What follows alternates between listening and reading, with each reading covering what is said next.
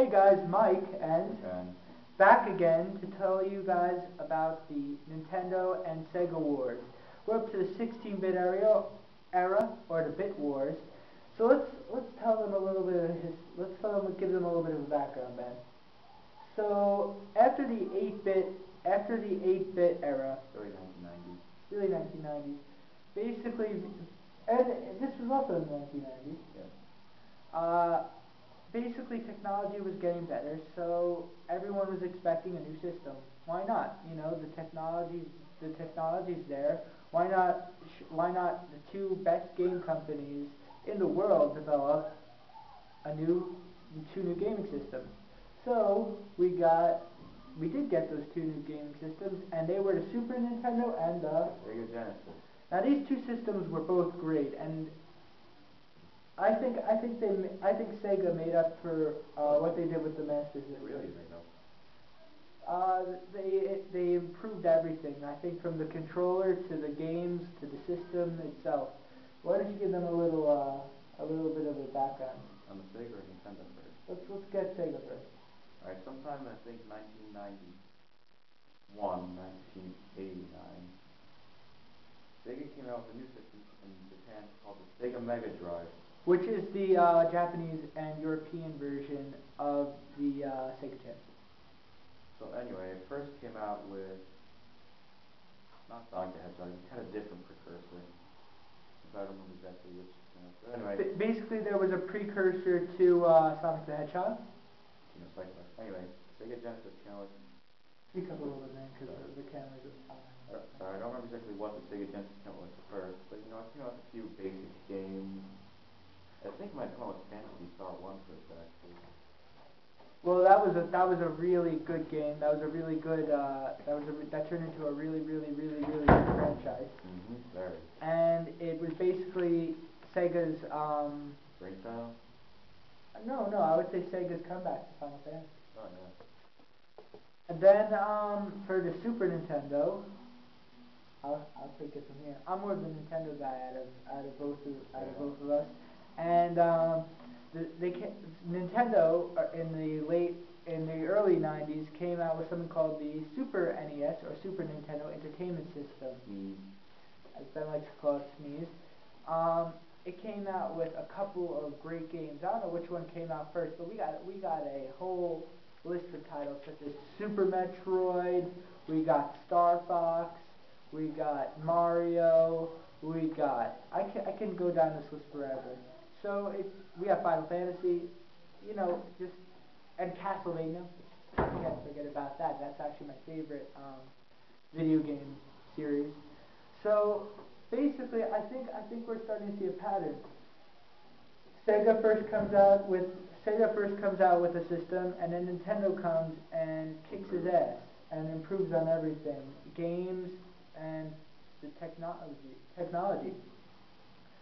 So basically, wrap that up. 2 Nintendo, 0 Sega. Let's talk about one thing. One of the major franchises, Mortal Kombat and Street Fighter, actually 2 of them. There are several of them, despite it's hard to find Sega versions of the games, at least for Street Fighter. The Mortal Kombat Genesis games are apparently bloodier. They keep more of the arcade quality, while Super Nintendo, despite what you hear for just Mortal Kombat 1, all of them were a bit more relatively family friendly, and they didn't have all the secrets, but they were a bit harder to play because, you know, Mortal Kombat, the combinations of these ridiculous things, block, run, up. Weird button combinations in order to do special moves. Yes, and Sega, it would be faster, but the graphics and the music would be much worse than the Super Nintendo. That's actually, the Super Nintendo's easier to follow because it's not as quick. At least they wouldn't run as floppy, that's what the pace. Sega was known for, even in Genesis, its games were hastier, they played quicker, but didn't have as high quality. Another one is Worms.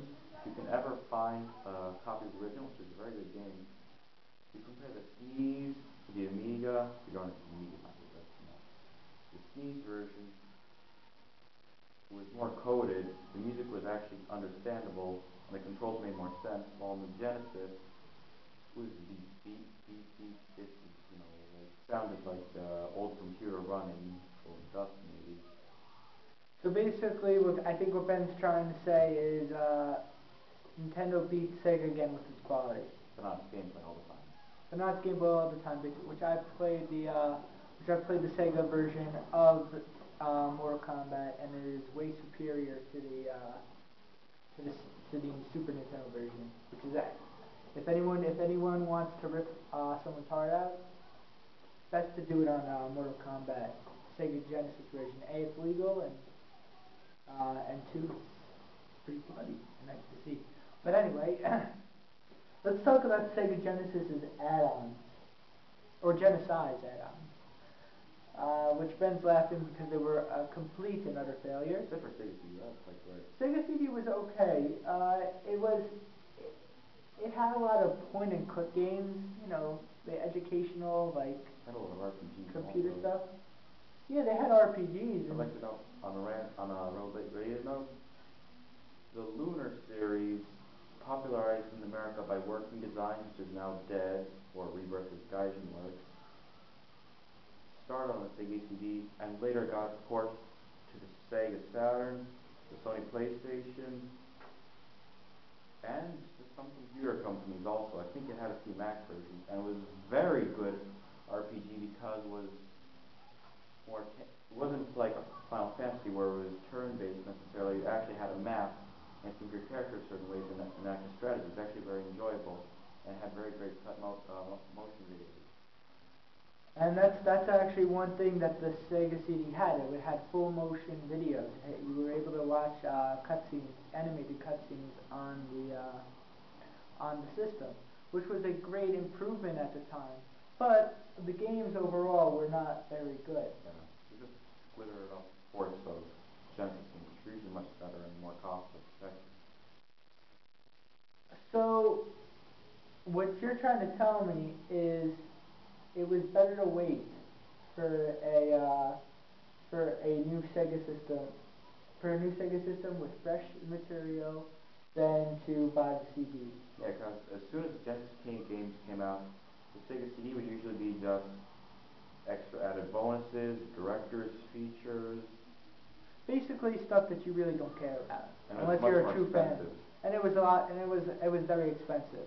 So also we have, besides the Sega CD, we have the Sega 32X, which was a cartridge-based add-on, and it looked like a little mushroom on top of your Genesis, and it was okay. I mean, it was an introduction to the 32-bit era.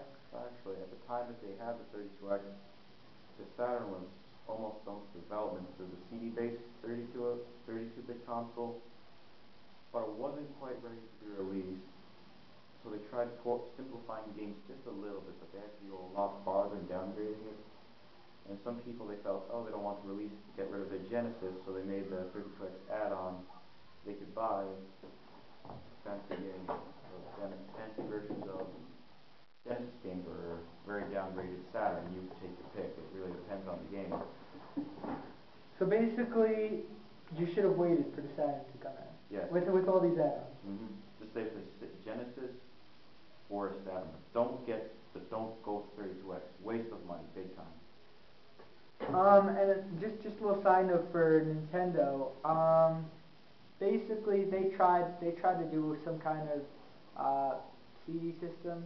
It didn't work at all, and it was never released. And thus, the public never knew about it. But PlayStation was born out of it. Mm-hmm.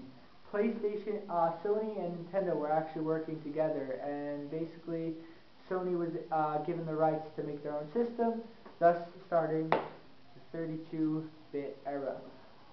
I'm going to have to cut this to part 3 of our video, which is going to cover the 32-bit era of video games. See you guys later, and click the link if you want to keep watching.